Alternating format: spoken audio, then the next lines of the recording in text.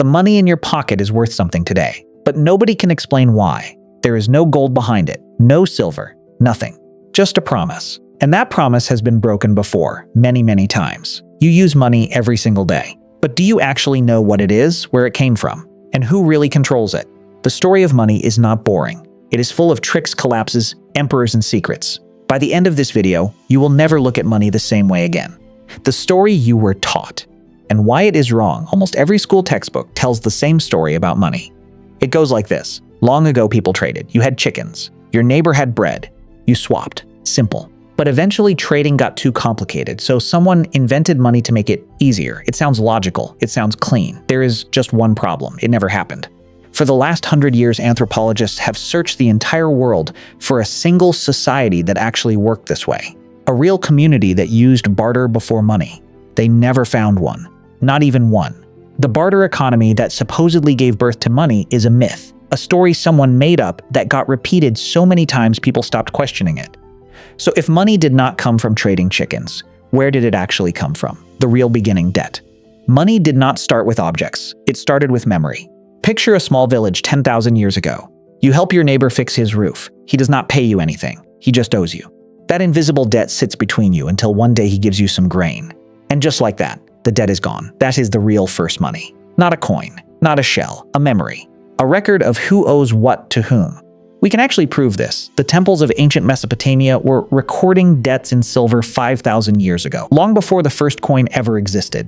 Money was never invented to make shopping easier. It was invented to keep score. And the moment you can keep score, you can rig the game. Shells, salt, and giant stones. As villages grew into cities, the web of debts became too big to hold in anyone's head. People needed something physical, an object everyone agreed had value. So humans tried almost everything. Cattle, salt. In parts of Africa and Asia, the cowrie shell became one of the most widely used currencies in human history. On the island of Yap, people used giant stone discs so heavy they could never even be moved. Each of these worked for one simple reason. Everyone agreed the object was scarce, hard to get, limited in supply. But scarcity is fragile. The moment outsiders flooded a region with cheap shells from somewhere else, the local money collapsed overnight. The objects kept changing. The weakness never did. The first coin and the first dangerous idea. The real breakthrough came around 600 years before Christ, in a kingdom called Lydia in what is now Western Turkey. Their rivers carried a natural mix of gold and silver, but every lump had a different purity. Nobody could agree what it was worth. So the Lydian kings melted it down, fixed the weight, fixed the purity, and stamped each piece with the royal seal. That stamp was a promise. The king guarantees this coin. You do not have to weigh it or test it. You just trust the face on it. This was the world's first true coin. And within 2 centuries, it had spread across the ancient world. But notice what happened. For the very first time, money carried a ruler's face. Money and political power fused into the same object. And that handed whoever wore the crown a temptation that no ruler in history has ever fully resisted. Rome and the greatest money trick in history. Rome temptation into policy. The denarius began as pure silver under Augustus, but costs pushed emperors to debase it. They were called coins mixed in copper and reissued them unchanged in value. Over time, silver content collapsed to 5%. People noticed, hoarded older coins, and spent the debased ones. Inflation rose and trust in money eroded before the empire declined. Pause here and think, does this pattern sound familiar to anything happening today? Keep watching. China invents paper money, then destroys it. On the other side of the world, China made a leap nobody had dared before. Hauling heavy copper coins everywhere was exhausting. So merchants began leaving their coins with trusted shops and walking away with a paper receipt instead. By the 11th century, the government made it official. The world's first paper money was born. For a while, it was brilliant. Then the Mongols conquered China. And Kublai Khan made paper money the only legal currency, backed by nothing but his own command. When the traveler Marco Polo saw it, he wrote that the Khan had discovered the secret of alchemy, turning plain paper into the wealth of a kingdom. But paper has the same flaw as a Roman coin, only worse. A coin you have to physically melt down. Paper you just print. And the emperors printed. And printed. And printed. The money lost so much value that eventually the entire paper system was abandoned. They crawled back to metal. Different empire. Different material. Same ending Rome had already lived through. Gold. The anchor that was never really attached. For centuries, the world tried to fix this problem by chaining money to gold. The logic was simple. Every paper note was a promise. Bring it to a bank and you could swap it for a fixed amount of real gold. The money supply was locked to how much gold a country actually held. Britain led the way, and by the late 1800s, most of the trading world had followed. For a few decades, it worked beautifully. Prices were stable.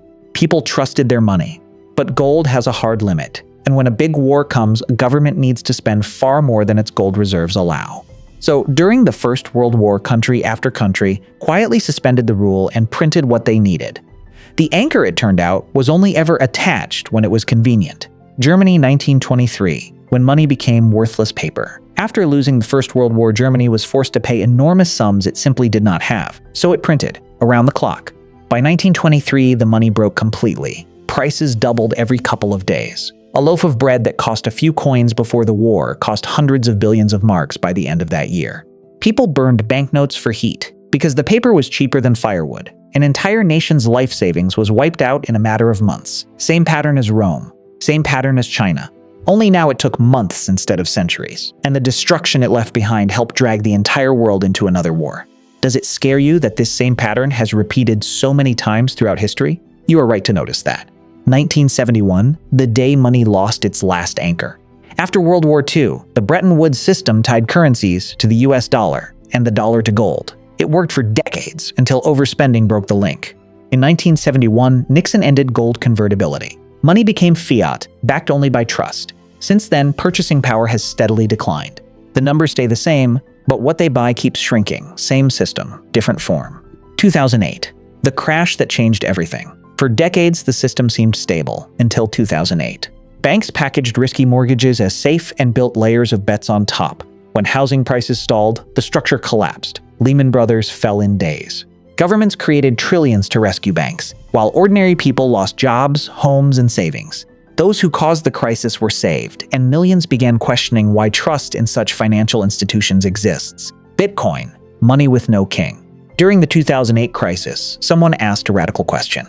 On October 31, Satoshi Nakamoto released a paper describing Bitcoin, money with no government, bank, or central authority.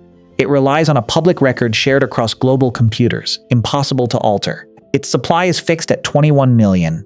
Launched in 2009, it carried a message about bank bailouts, promising money power could not debase. The next battle: who controls digital money? Power has never surrendered control of money. As currency goes digital, governments are creating their own central bank digital currencies. Unlike cash, they are fully trackable and controllable.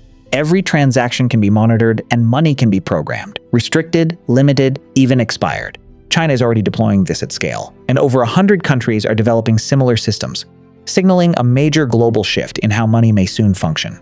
The choice coming toward all of us. The next form of money is being shaped now, behind closed doors.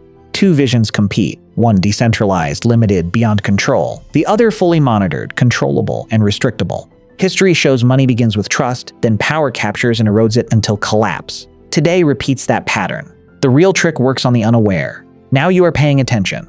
If this changed your view, like, subscribe, and stay curious for more videos.